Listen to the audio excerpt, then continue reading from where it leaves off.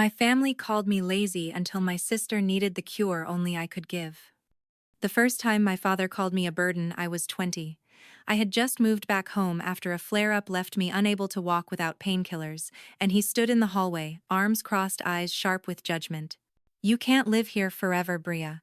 This isn't a charity," he said, as if I hadn't already spent months battling doctors who told me my exhaustion was just anxiety and my chronic pain was probably from sitting too much. My name is Bria Lemirande. I'm 29 now, a freelance editor, living in a modest apartment in Connecticut, and for the last decade, I've been fighting a disease nobody believed I had, least of all my family. Growing up in the Lemirand house meant you followed the plan. My sister Sienna followed it flawlessly. She was the AP scholar, the Ivy League graduate, the woman who landed a high-profile job in clean energy finance by 25 and got engaged to a rising tech entrepreneur by 28. She was the golden child. I was the shadow that proved she shined.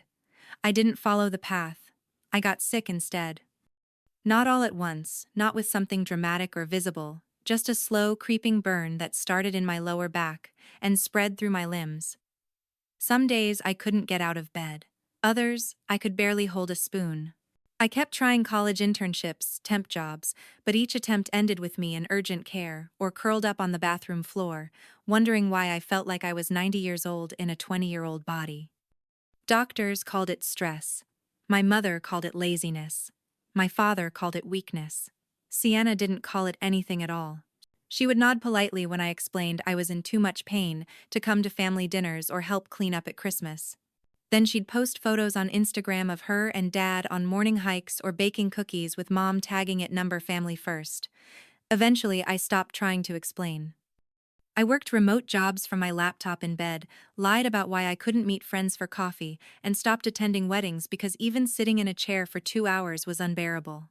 My body was screaming, and the people who were supposed to hear me chose not to listen.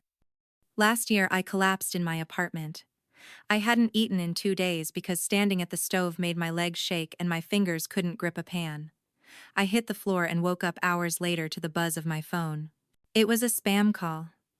I lay there staring at the ceiling thinking, if I died right now they'd all say I gave up.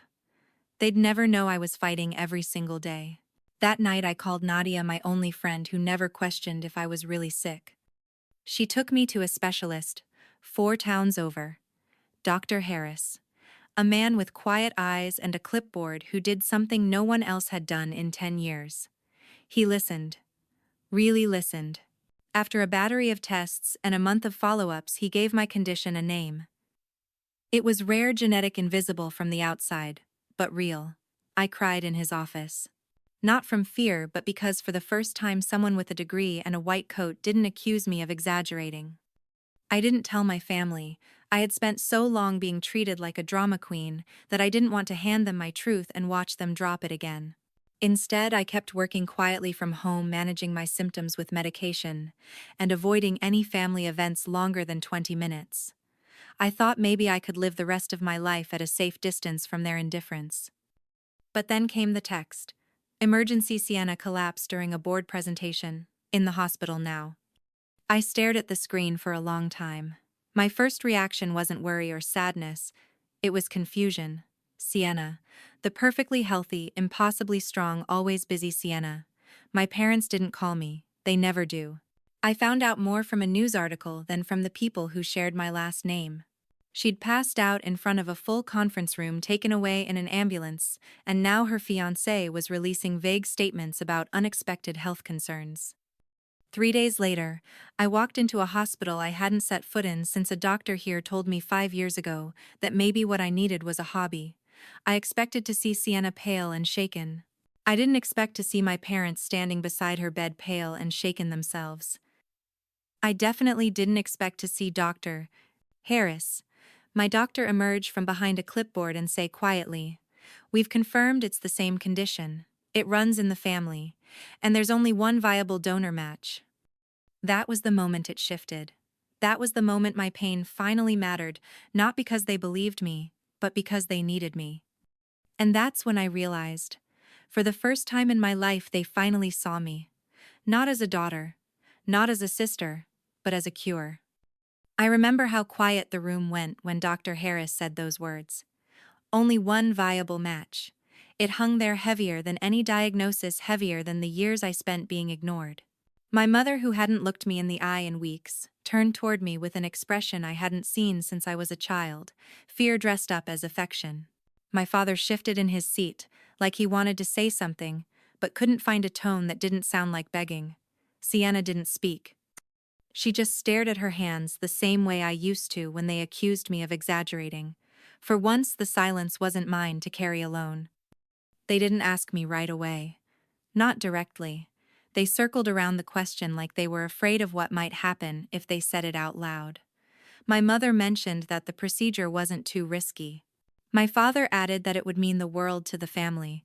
Even Sienna, pale and slouched in the hospital bed, tried to smile when she said, "It's a small thing really compared to what I'd do for you." I didn't respond. Not because I didn't have thoughts, but because I knew whatever I said would become ammunition later. Silence was the only thing they ever taught me to master. That night, I went back to my apartment, closed the door, and stood in the middle of the living room for almost an hour. My hands wouldn't stop shaking. Not from fear, from anger. Not loud, messy anger, but the kind that simmers beneath the surface, the kind that makes your heartbeat feel like a ticking clock. They wanted a part of me. Literally. After years of calling me lazy, dramatic, weak, now suddenly I was strong enough to save their favorite daughter. Suddenly, my body had value. Not because I was healing or thriving, but because it could be harvested. I made tea and let it go cold. I didn't cry. I had done all my crying years ago, into pillows that remembered the shape of my back better than my mother ever did. The next morning I called Nadia.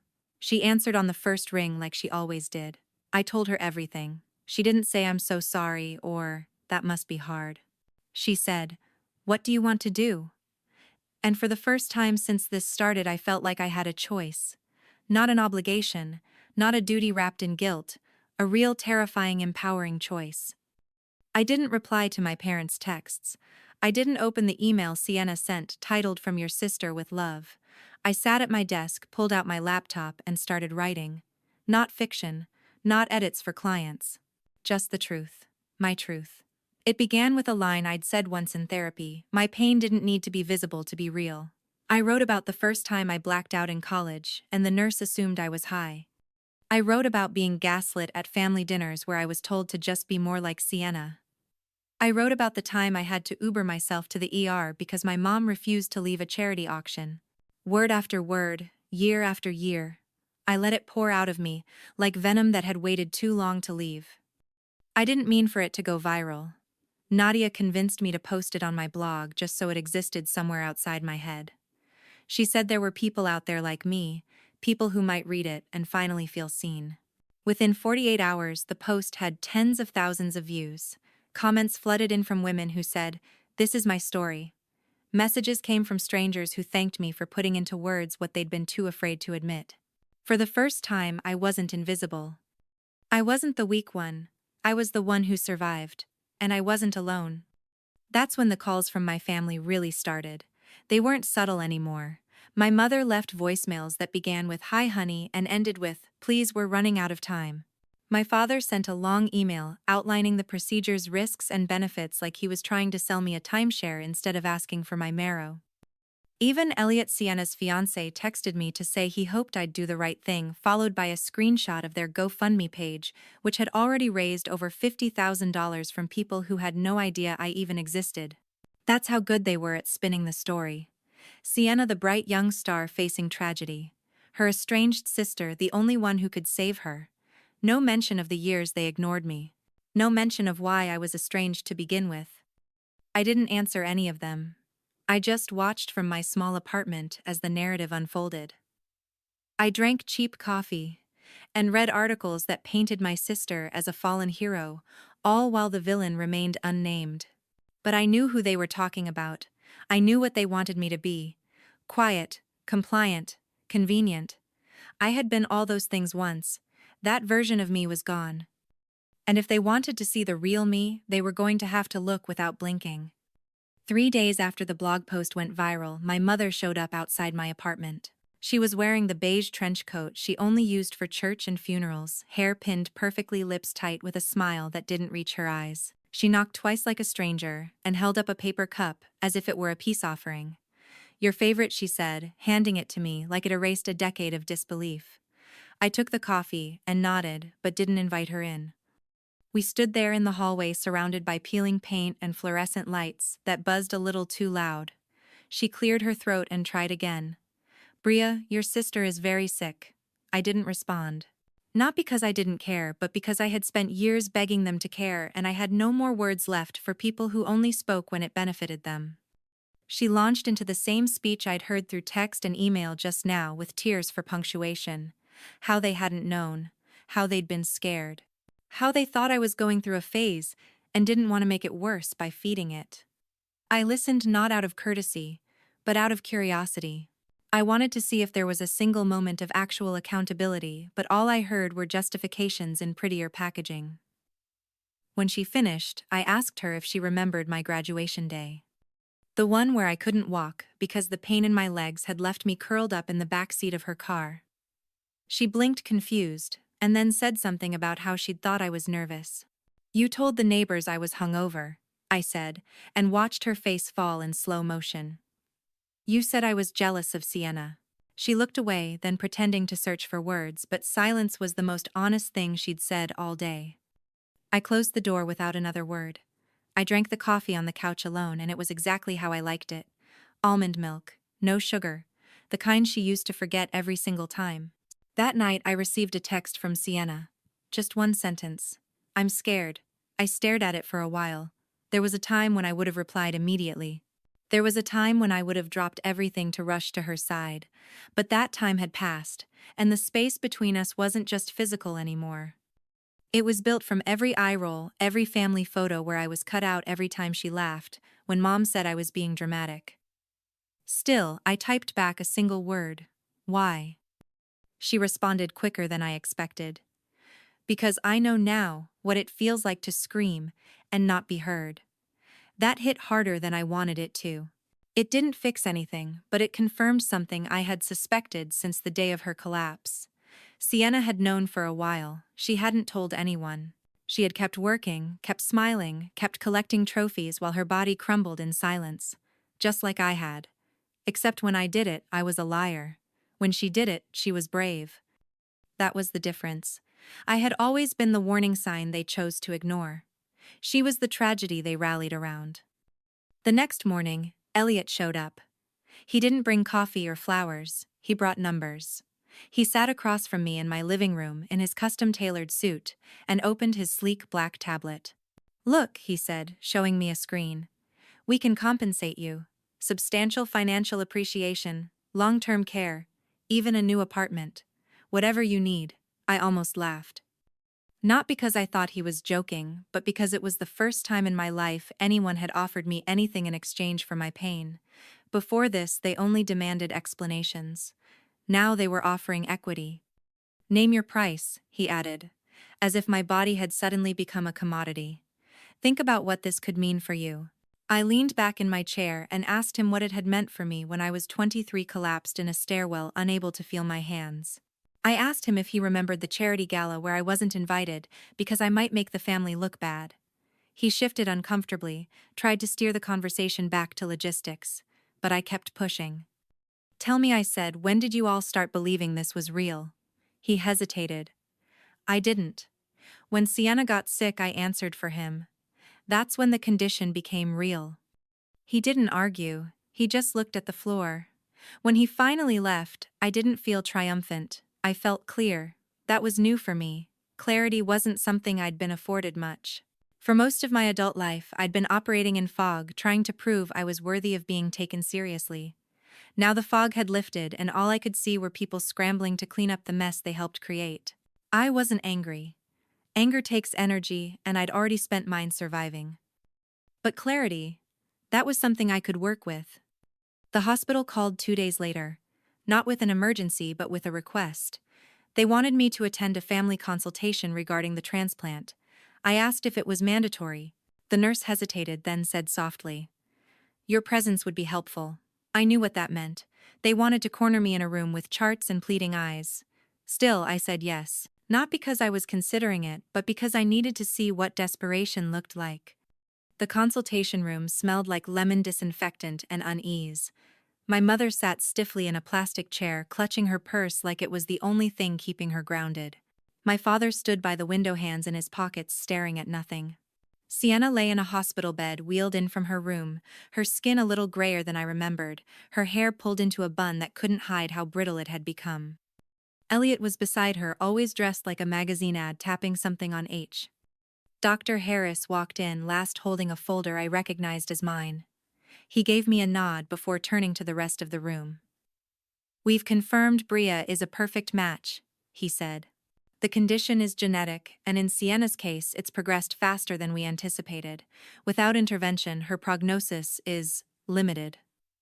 My mother gasped a sharp inhale that felt theatrical and real at the same time. My father finally looked up. "How limited?" Dr. Harris hesitated. "Weeks, maybe a month." The room froze. Sienna blinked, then closed her eyes like she was holding in something. I didn't say a word.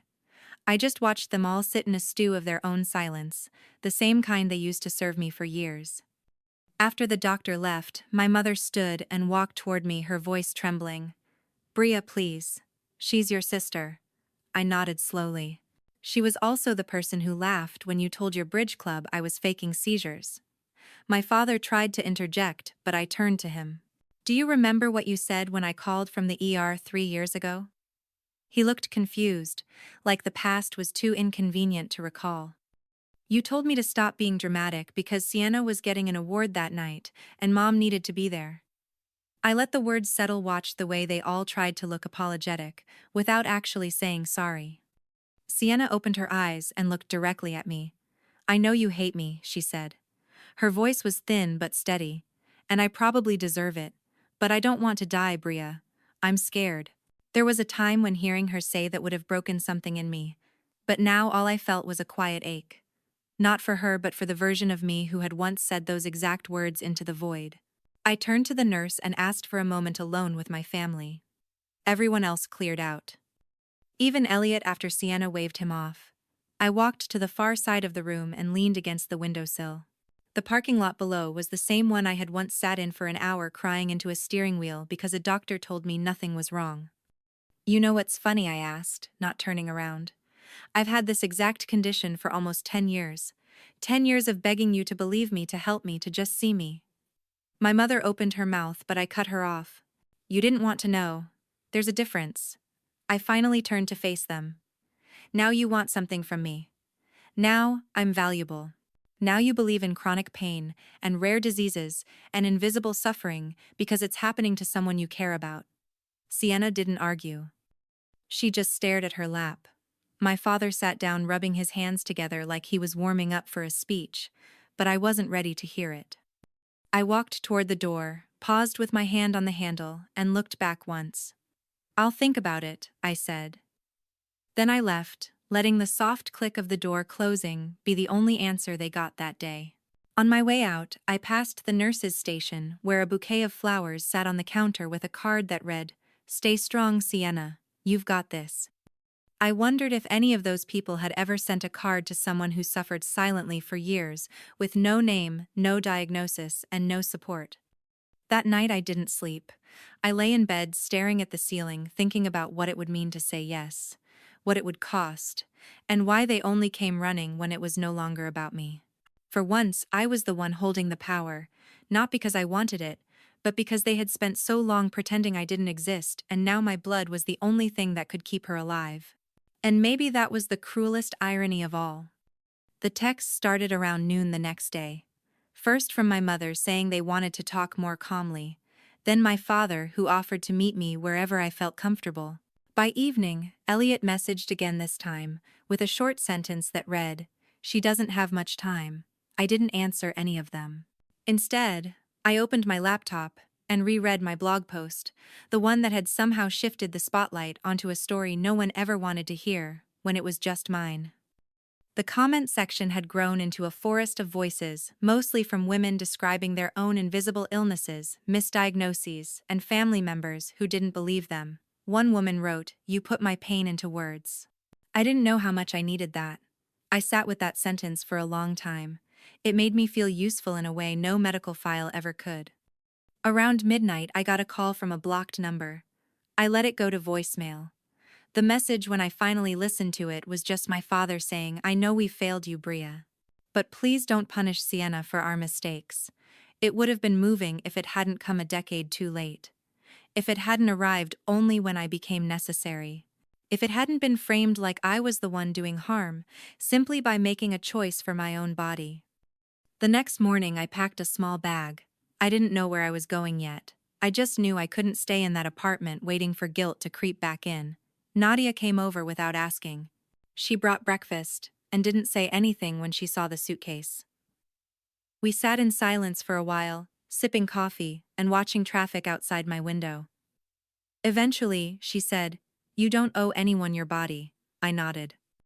It wasn't new information, but it felt heavier coming from someone who had watched me collapse more times than I could count. Later that day, I opened the storage box in the back of my closet. Inside were old journals, appointment cards, pain diaries, printed emails from years ago when I had tried to get referrals or answers. I found the hospital discharge papers from when I was 21 and had to sign myself out because no one came to pick me up. I found the letter I had written to my family the night I thought I might not wake up. I never sent it. It was raw and quiet and filled with lines like, "If I disappear, will you finally notice I was real?" I took photos of every page and backed them up. Then I sent one to Dr. Harris, asking if he would be willing to verify my story in case I needed it.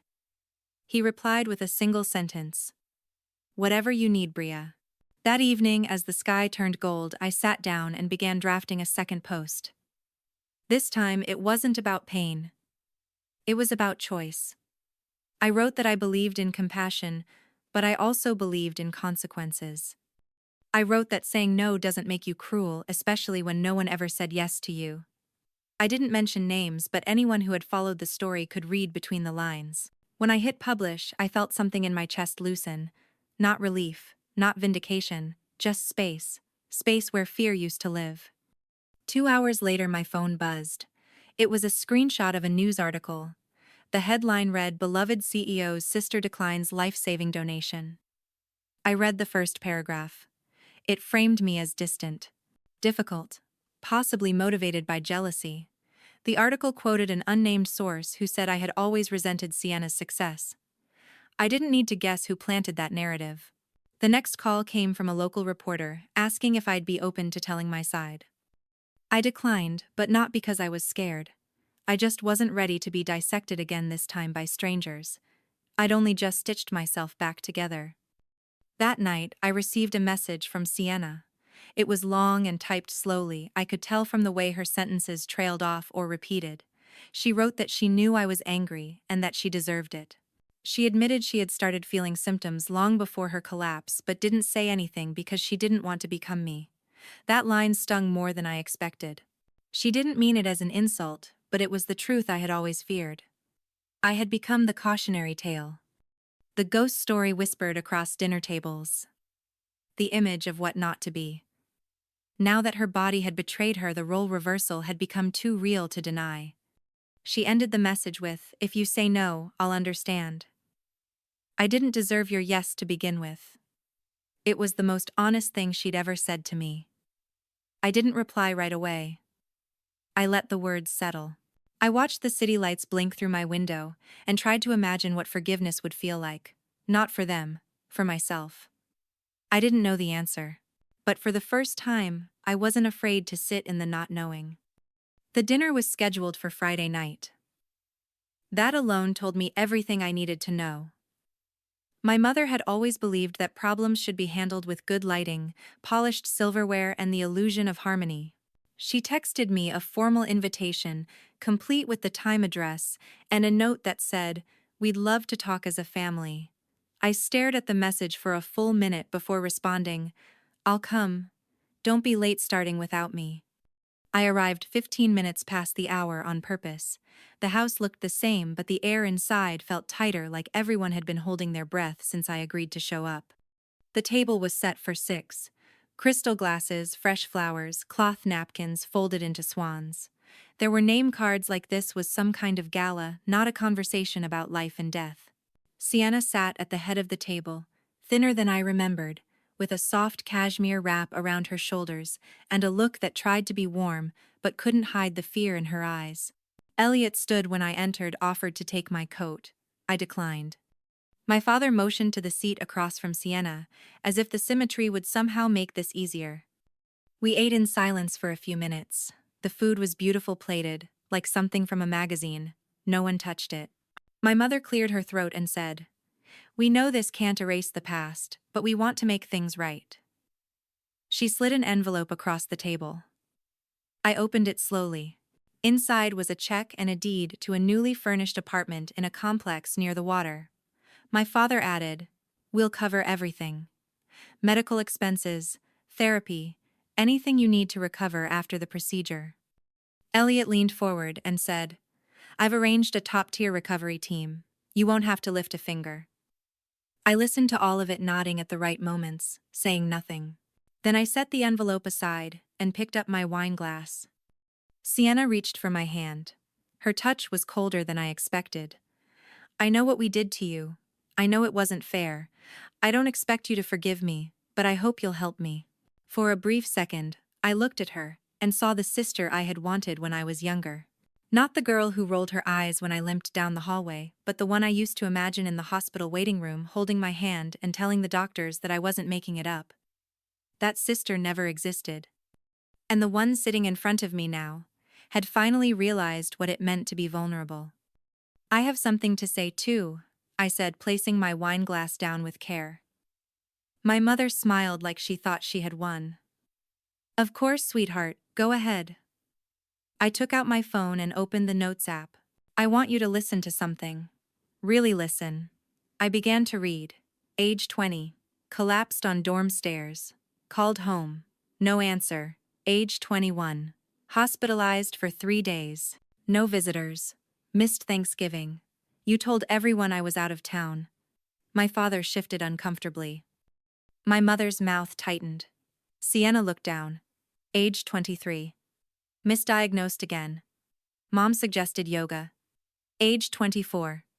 Begged for help walking to the bathroom. Dad said I needed discipline. By the time I reached age 26, my voice was steady, but I could hear my own heart pounding. When I finished, I put the phone away and said, "That's not even half of it." The room was quiet. Not the heavy kind of silence that comes from grief, but the fragile kind that follows truth when it can't be denied anymore. My father said, "We'll do everything you asked. Please just help her."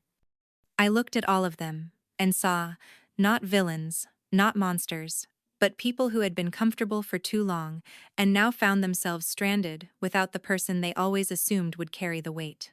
I stood slowly, picked up the untouched envelope, and placed it back in front of them. "I'm not doing it," I said. My mother gasped. "This isn't funny, Bria." I nodded. "I agree, it's not funny.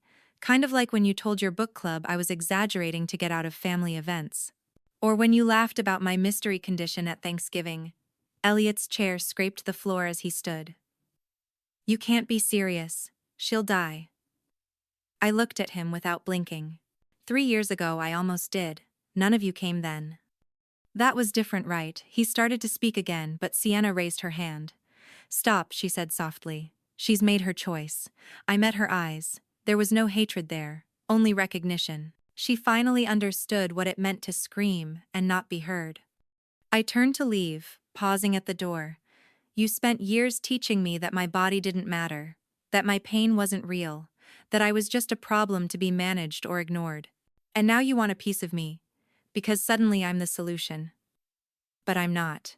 Then I walked out, leaving the food, the wine, the staged apology, and the people who only learned my value once they needed something I could never get back if I gave it. The story broke 2 days later. A journalist from a regional outlet ran the headline, "Estranged Sister Refuses Life-Saving Donation to Tech CEO." My name wasn't in the title, but it appeared 5 times in the first paragraph. The article used phrases like complex family dynamics and unconfirmed medical history, which I recognized as polite code for "we don't believe her." I sat in my apartment watching the article spread across social media like wildfire, each share spawning comment threads filled with strangers debating my morality. Some called me selfish, others called me brave. Most had already chosen sides. They always do. By that evening, a national news station had picked up the story. Elliot gave an exclusive interview from their living room, the same one I had just walked out of. He wore a black suit with no tie and spoke in a voice that sounded like it had been trained by a media coach. "Sienna is fighting for her life," he said, eyes glossy but dry. "Her sister's decision is her own and we respect that, but we're heartbroken. We're just asking for grace." It would have sounded noble if I didn't know the man had tried to bribe me 48 hours earlier. The camera zoomed in on a framed photo behind him, one of my parents with their arms around Sienna. I was cropped out of that original picture, but no one watching would know that. To the world I had never existed until I said no. I turned off the television and went for a walk. It was colder than I expected. The streets were quiet, and for a moment it felt like the city was holding its breath. When I got home, I had 38 new messages. My email inbox was full of hate mail, half of it accusing me of murder, the other half begging me to do the right thing. There were photos of Sienna from her high school graduation glowing and full of promise, as if those moments had anything to do with what was happening now. I closed my laptop without responding to a single one. There was nothing left to say to people who only saw a headline and thought they understood a life. Nadia came by with groceries and 3 pints of ice cream. She read through the comments without flinching, occasionally snorting at the more absurd accusations. "They act like you set the fire," she said. "But they were the ones who built the house out of lies." I smiled for the first time in hours. Later we sat on my floor eating frozen raspberries and listening to music that had no lyrics. It felt like the first time in weeks that my body wasn't carrying someone else's expectations. That night I got a text from Sienna. Just a single sentence. "They're turning you into a monster, and it's not fair." I stared at the message for a long time. I knew she meant it. I also knew that it didn't undo anything. The next morning I posted my second blog entry. I titled it, "What It Costs to Be Believed." In it I didn't name names or point fingers. I told the truth as plainly as I could. I wrote about how saying no had made people finally listen, even though I'd been screaming for years. I wrote that I wasn't angry, I was tired. And tired people don't always make convenient heroes. I ended the post with a question. If someone only sees your value when they need something from you, did they ever see you at all? I hit publish and turned off my phone. The response came quickly. People shared it across platforms, some calling it powerful, others calling it manipulative, but a pattern started to form. Other people with chronic illnesses, especially women, started using the hashtag number #IBelieveBria.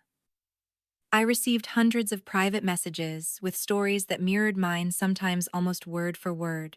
It was horrifying and strangely comforting to realize how many of us had suffered in silence, dismissed by both doctors and families. The narrative was shifting just a little. Enough for the next woman who said I'm in pain to maybe be believed the first time. A week later, Sienna published a letter on her company's website. In it, she admitted to knowing she was sick for months before she collapsed. She wrote that she had seen what happened to me and was afraid of being labeled weak or dramatic. She said she hadn't earned forgiveness, but she owed the truth.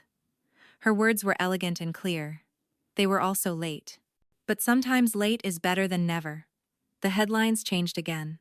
Tech executive breaks silence, admits family mistreatment. A few reporters reached out to me for follow-ups, but I declined. I had said everything I needed to say. The rest was noise. That evening I stood by my window and watched the streetlights flicker on. I thought about all the nights I had stared into this same street, wondering if my life would ever be more than survival.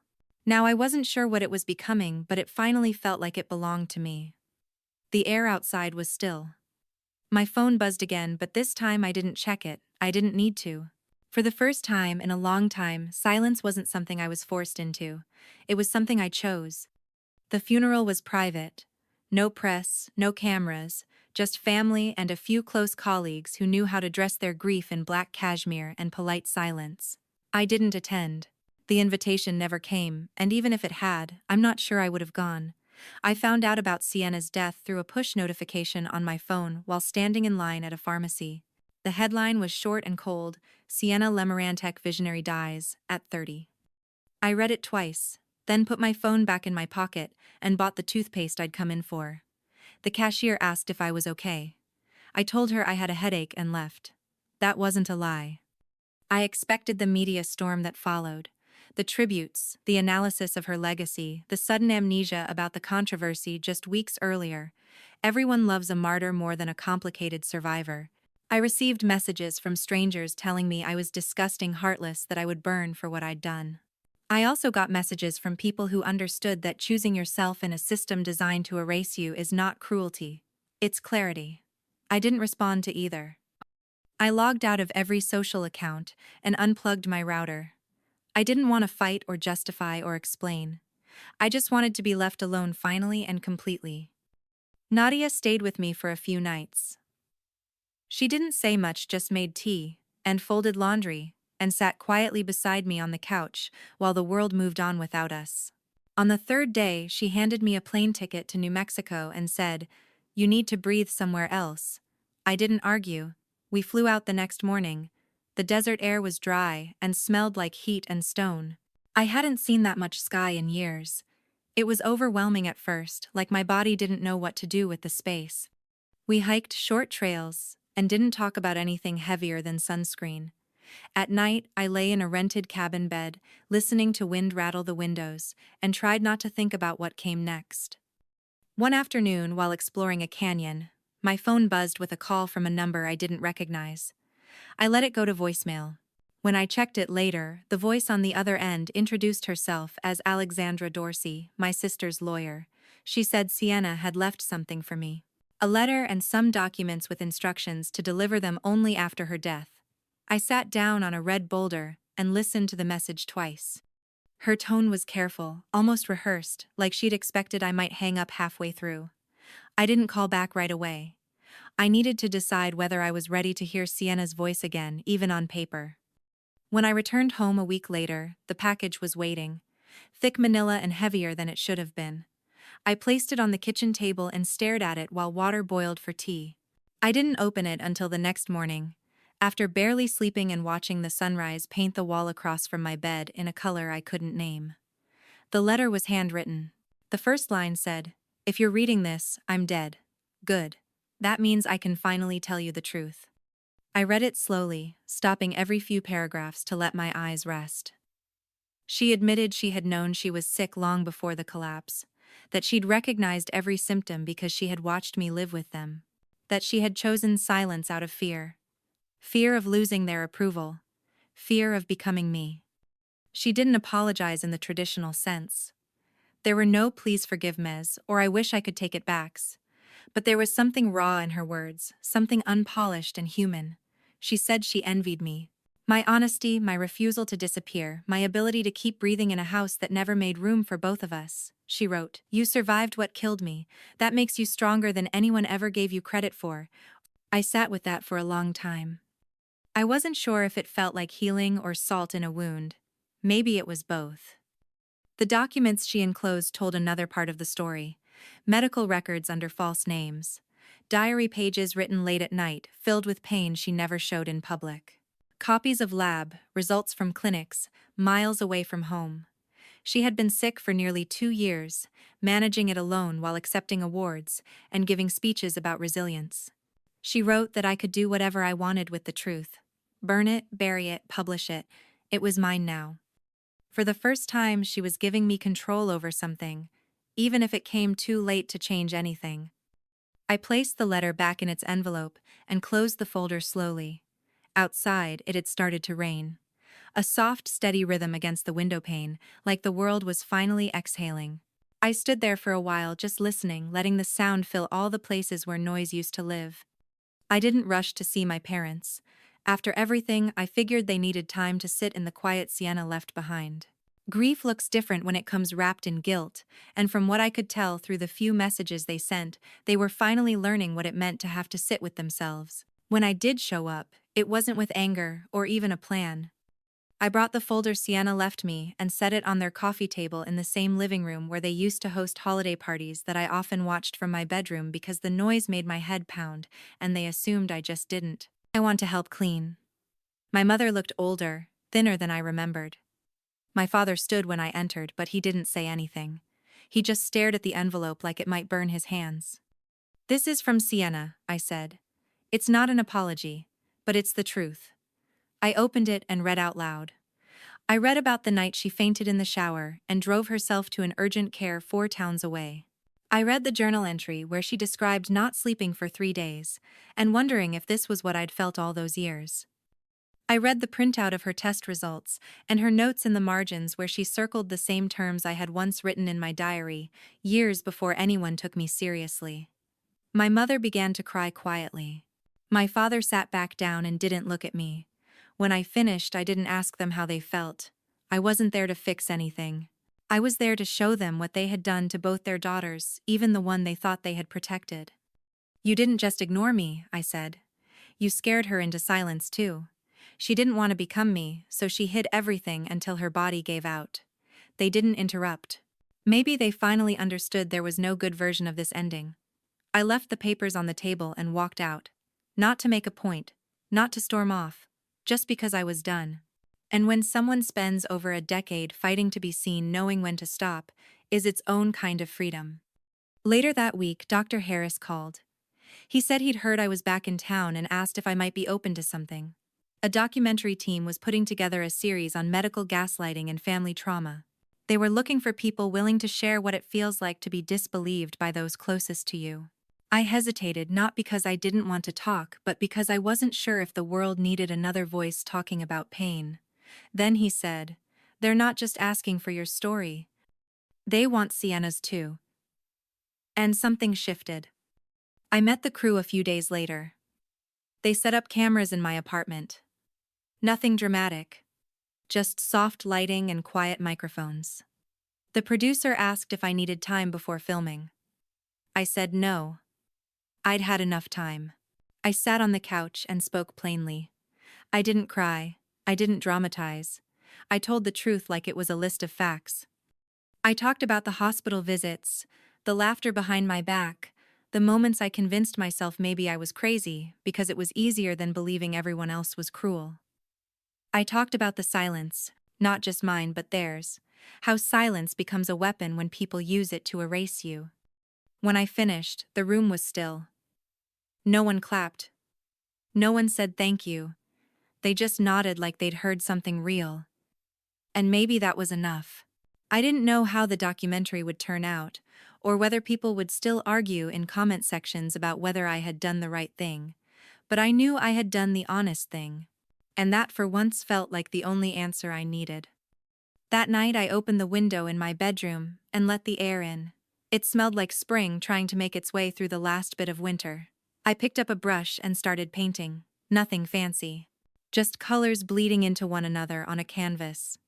I'd been too tired to touch for months. The lines weren't perfect. They didn't need to be. For once the work didn't have to impress anyone. It just had to exist. As I painted, I thought about the word survival, how for years it had meant staying quiet, staying small, staying grateful for whatever scraps of care I could find. Now it meant choosing myself. It meant naming what happened.